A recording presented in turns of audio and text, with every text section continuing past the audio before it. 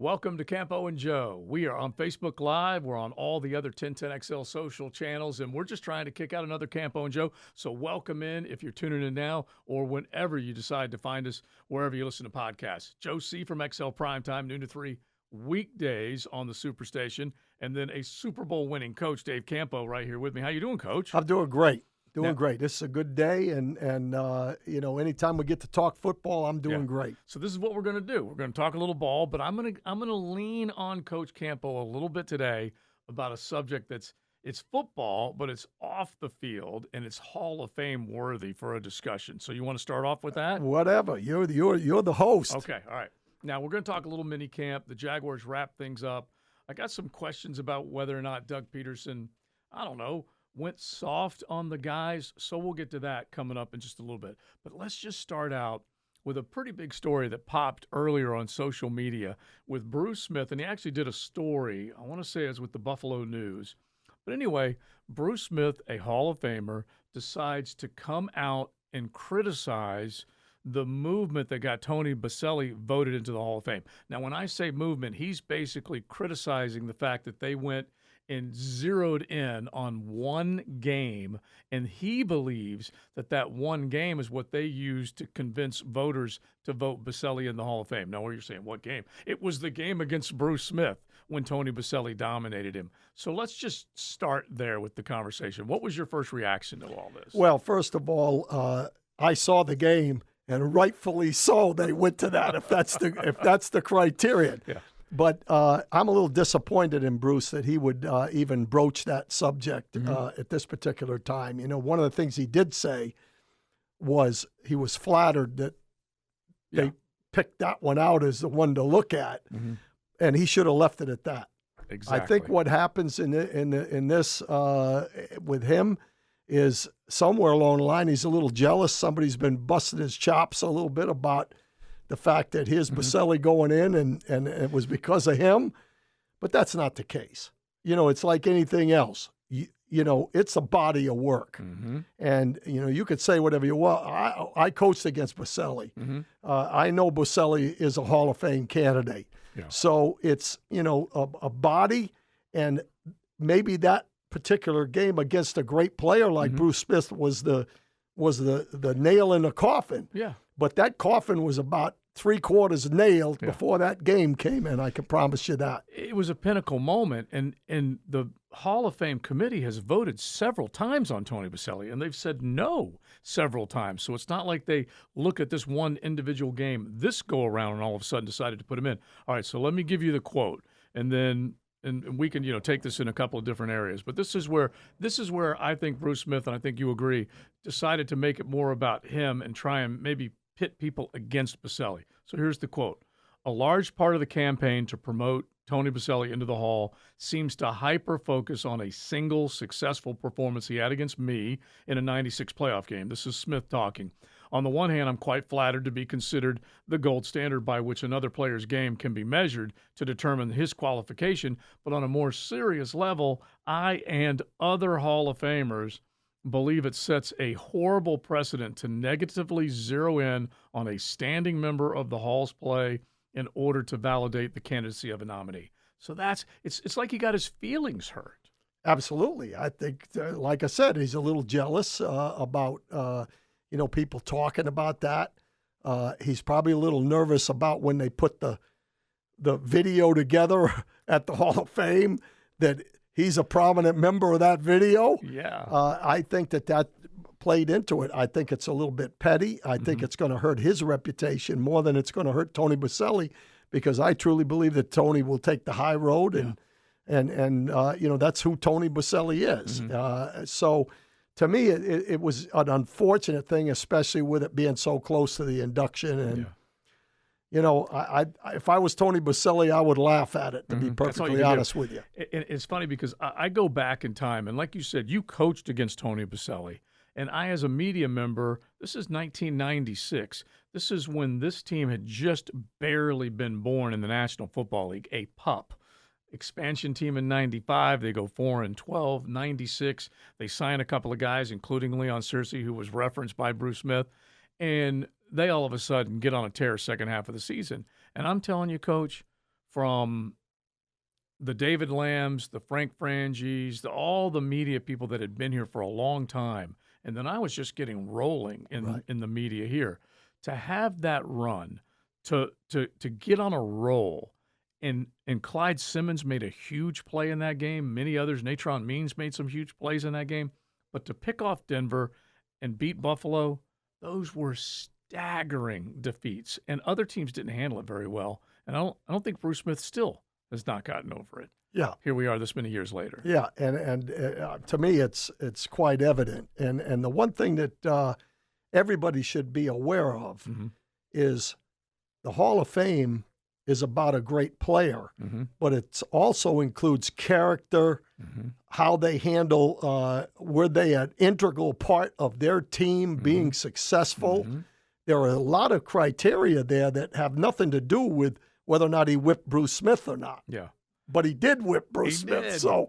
So, you know, to me, that was just, again, an unfortunate situation. All right, so I'll give you one other thing, and Coach can come at this from so many different angles because you coached at Miami. You're very close, Miami Hurricanes, very close to Leon Searcy, who we do XL Primetime with.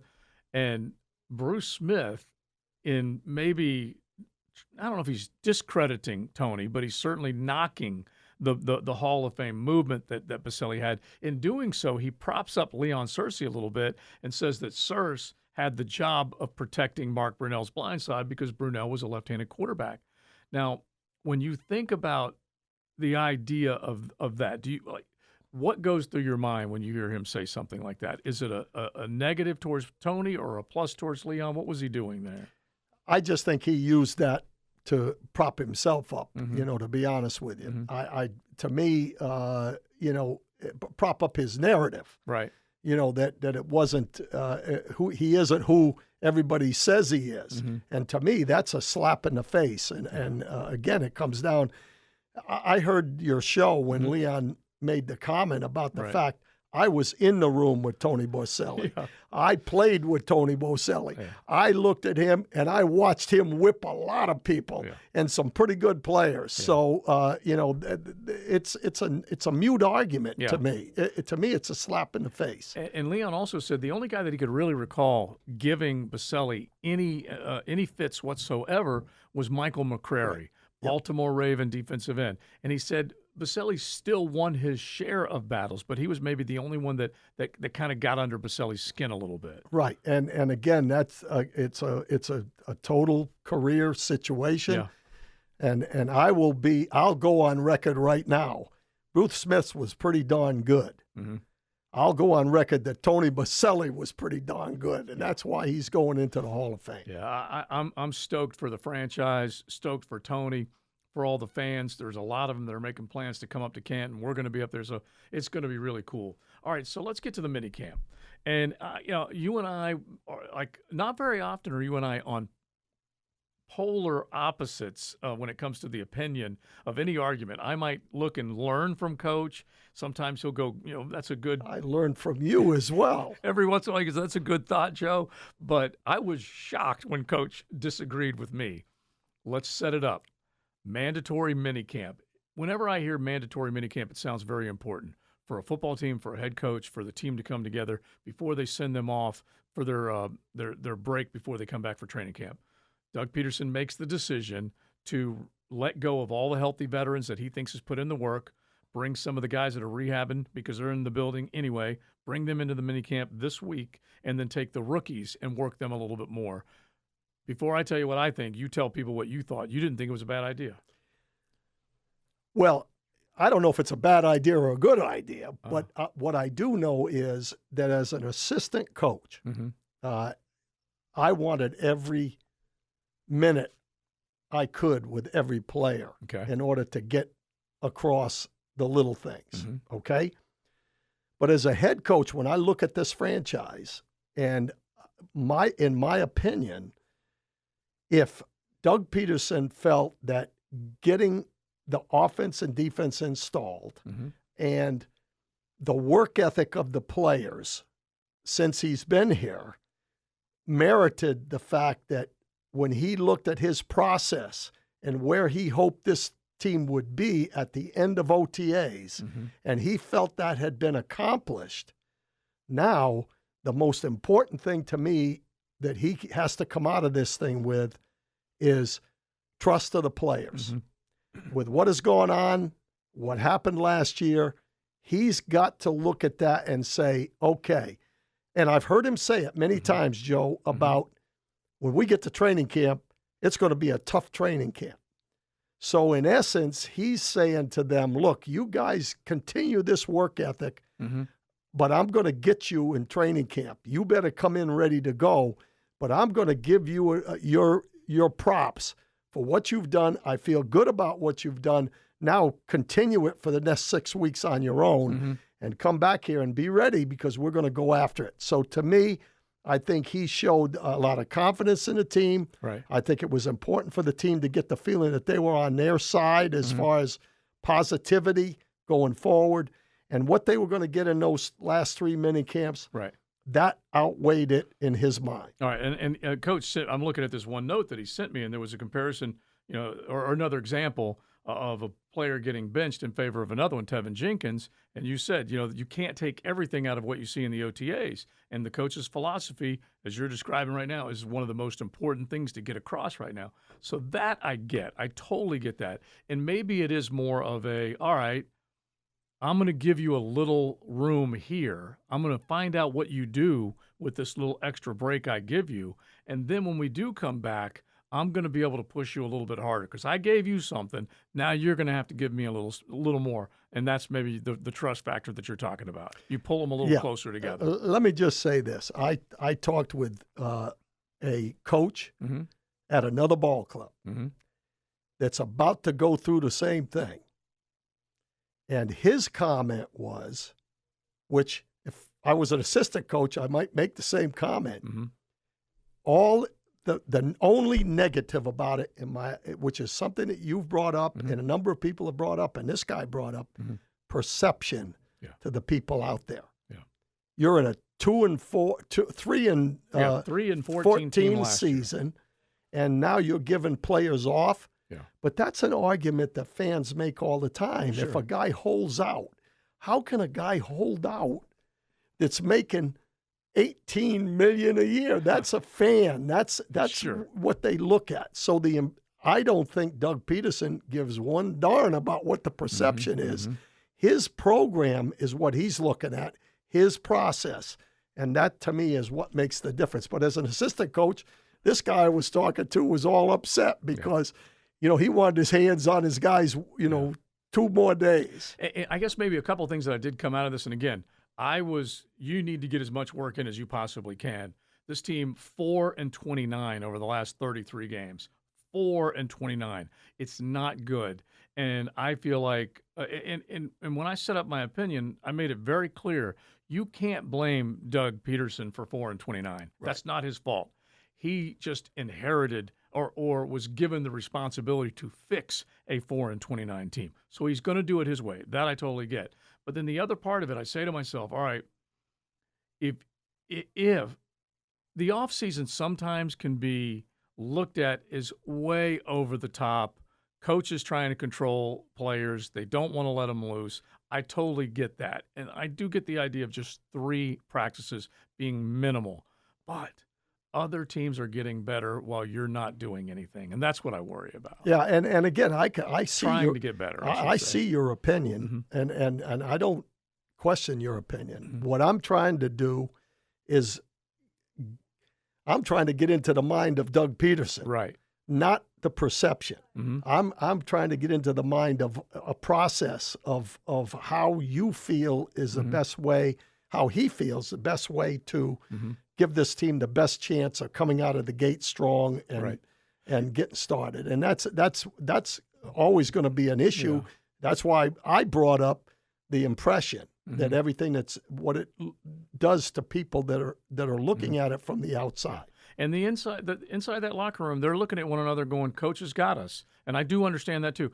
Now, what about the other part of this?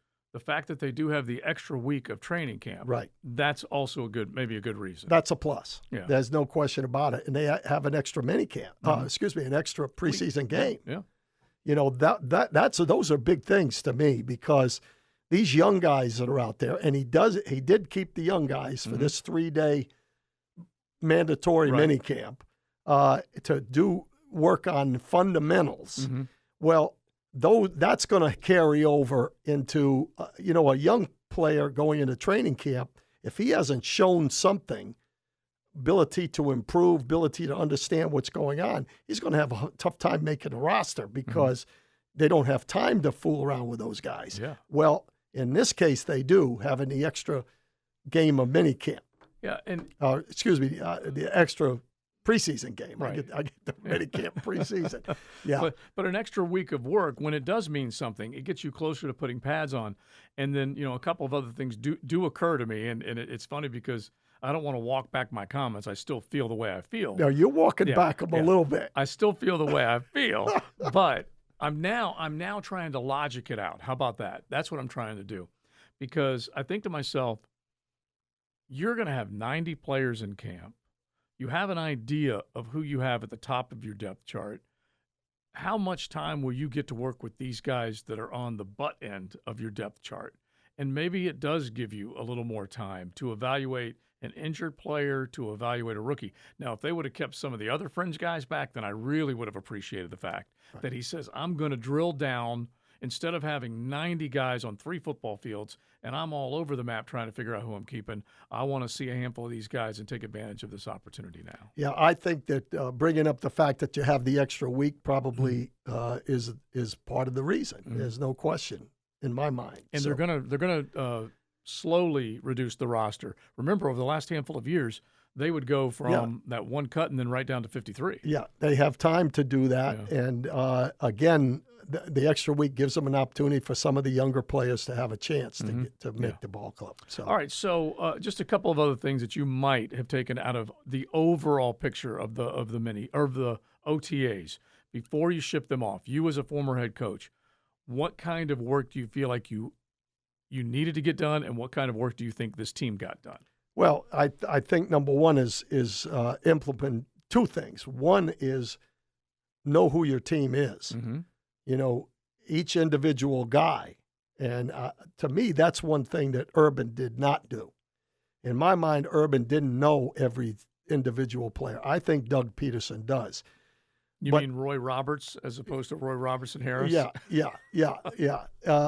And to be honest with you, that's what the most successful head coaches have the ability to do, is to understand what pushes each player's button and how they operate. Now, this was a short period of time, but I think he has a much better handle on that. I agree. So getting on the field, the guys that can handle more coaching, the guys that can take it from the video and the meetings to the field. Some guys, how they learn. Do they learn off the video more than they learn off the talking? All those things are important, and I think that's what you gather. It's a probing. Who are your guys? That's number one. Number 2, I think, is you want to get through the thing with the least number of injuries, right? And your system. Where are you at with your system? And when you get ready for the camp, there's an outline. I want to get this done, this done, this done, this done. I want this in. I want this red zone defense in. I want which is probably 3/4 of the playbook. Right. And then when you go to training camp, you're going to redo the whole thing. Wow. Yeah. But it gives you an idea of what your guys can handle. And I think that, to me, is what they got accomplished. And that's why he's giving them the 3 days, because I think he got his schedule accomplished quicker than maybe even he anticipated with the players he had there. I'm hoping for him. I don't want to hammer him later and Absolutely. say you screwed it up. And so are we all. All right, so one more on this, and then I want to ask you about a couple of guys that are with new teams saying great things about the guys that they're with now compared to the guys that they used to be with. The install of the playbook, basically everything should be in right now. Offense, defense, not necessarily all of your special team stuff, but basically everything should be. So that means they leave with their playbook and they just got to work on it, memorize the heck out of it. Yeah, and they know what they have to get ready for. And believe me, if they're worth salt, and I on the primetime show, I heard Alonzo Highsmith talk from the University of Miami, being down there, being an ex-NFL player, been in the NFL personnel-wise and all that. The one thing he said was, you just don't work on this schedule that we have right now. Yeah. If you want to be the best you can be, you have to work when nobody's watching you. Yeah. And that's what I think he has the feeling that this team will do that. I'm talking about Doug. And the next 6 weeks are every bit as important for guys working in the weight room, taking care of their body, the nutrition, everything that they talk about, and the ability to get out there and throw.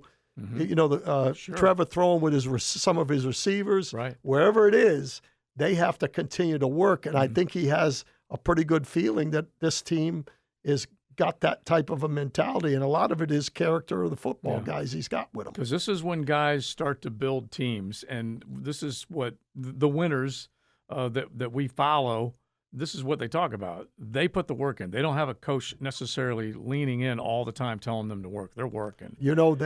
People say the measure of character is not what you do when people are looking at you. It's what you do and are when people are not looking at you. For him to give them that time off, he had to have a feeling that the majority of this football team wants to win. Yeah. And that they've got that mentality of getting better, and hopefully he's right. The other thing, just to mention Alonzo Highsmith again one more time, the thing that I loved about him, and this is lost on a lot of people in today's world, it seems like. I hate to pile on youngsters, but it just seems like it's lost on a lot of them. But he said, hard work. Nothing happens without hard work. Whatever exploit you're trying to accomplish, whatever you do, you all the way to through work life. Hard. Yes. And I thought when he really brought that point across when he was asked the question about you guys being back, Alonzo, Ed Reed, Roland Smith, Coach, Mario, Cristobal.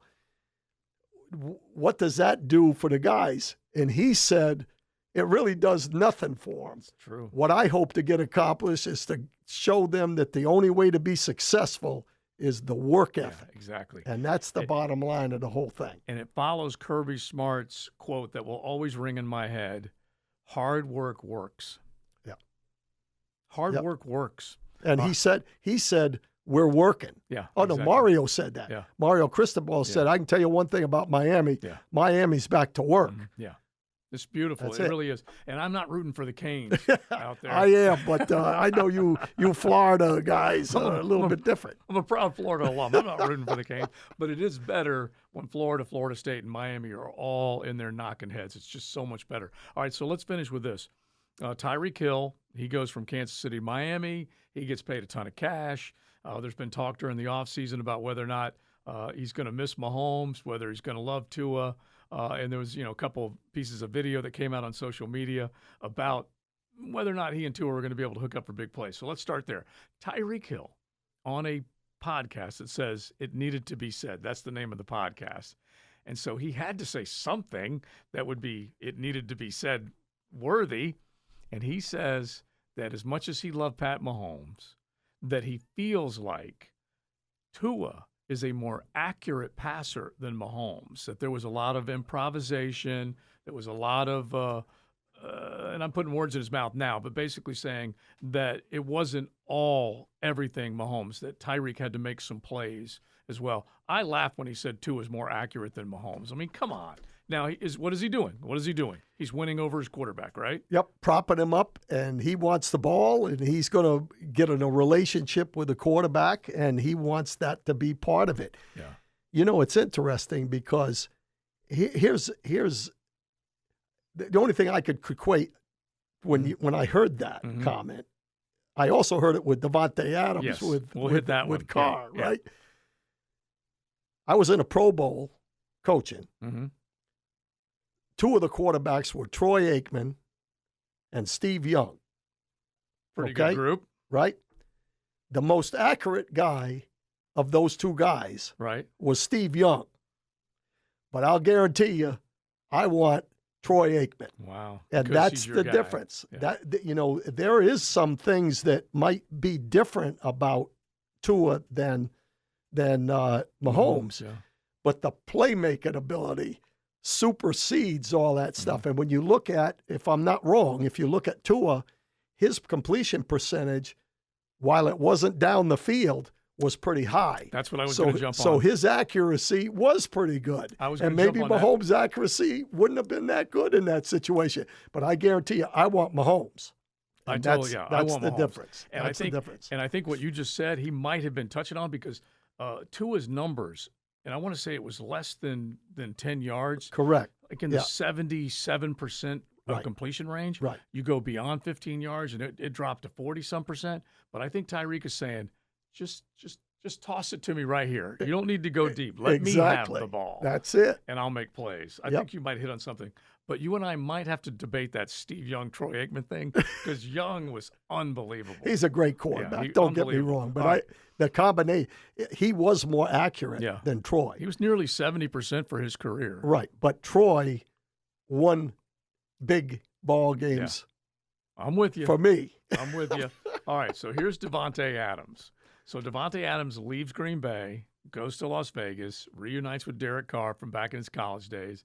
And so naturally the question is asked because Aaron Rodgers and Davante Adams were as good a combo as you had in the NFL. And so here's his quote. As far as talent and ability, it's really similar if I'm keeping it real. And he's talking about Derek Carr and Aaron Rodgers. If I'm keeping it real, I'm saying there is a gap between Derek Carr and Aaron Rodgers. Aaron Rodgers does not throw the ball away. As accurate as Derek Carr is, Aaron Rodgers is even more accurate and makes bigger plays. Yeah, I think that one is a closer comparison from the standpoint that Derek Carr does do some good things. Oh, he's a good player. Yes. And this year kind of improved himself even more so. Yeah. And I think maybe the comparison is there. But I think the comparison between getting your quarterback on your side is even more the deal in both situations. Right. And he wants the ball. Mm-hmm. And if you get a good rapport with the quarterback, that's a big part of it. Yeah, you are correct in that they are propping up the guy that will deliver. I know one thing. I know one thing. It would be a bigger issue if both of them came out and said, you know what? Tua is not even close to what Patrick Mahomes, and Carr can't hold a candle to Aaron Rodgers. We'd have some trouble. They'd really have a problem over there. Marsh wants to jump in on this. I can see he's cracked his mic. Spielberg Absolutely. wants to say something. Well, but you gotta keep it in context with Davante because a couple of sentences later, he also said it's kind of like me and Jerry Rice. Mm-hmm. So I mean, that right there's what you need to know. Yeah. I mean, he thinks that Aaron Rodgers is clearly better, but he's not going to come out and say that. Yeah, exactly. Right. That's it. And because he could be on his way to a Jerry Rice level, but he's nowhere near it right now. Because Davante knows that he's damn good, and he knows he ain't no Jerry Rice. Exactly. So he's saying Derek Carr is damn good, and he ain't no Aaron Rodgers. Yeah, exactly. He's saying you better give me the ball. You hit that right on the head. That's perfect. The only way I'm going to get to be Jerry Rice is if you get me the ball. Exactly. And that's honestly what he's saying more than anything else, because there was something that happened in every Green Bay game where when the snap was taken, he, at the very least, Rodgers, was checking with 17. Was looking for him. Yeah. No doubt about it. It may not have gone his way every single time, but he was checking with 17. So, all right, we checked in with everybody here. Yep. We're good. We're good. That was a good one. We're going to have fun as we get closer and closer and closer. We'll try and break it down over the next handful of weeks. More Campo and Joe's as we get ready for the kickoff of 2022. Thank you, Coach. You're welcome. This is great. I love it. Dave Campo, Joe C. We appreciate all y'all for tuning in. Campo and Joe.